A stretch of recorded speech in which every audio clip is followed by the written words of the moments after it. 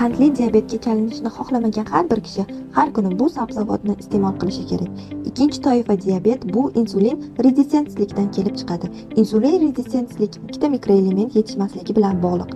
Birinchisi xrom, ikkinchisi esa vanadium deb ataladi.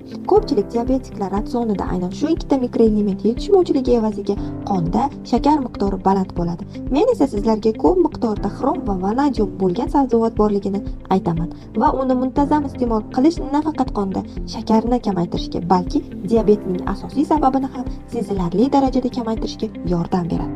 Bu sabzavot loviya hisoblanadi. Yopiq loviya tayyor va arzon. Siz ulardan smuzi tayyorlashda foydalanishingiz mumkin. Undan tashqari salatlar tayyorlashda, boshqa sabzavotlar bilan bog'lashda ishlatishingiz yoki ularni xom holatda iste'mol qilishingiz mumkin. Fasol diabetga chalingan har bir inson har kuni iste'mol qilishi kerak bo'lgan eng muhim sabzavotlardan biridir. Siz yashil loviyani kunlik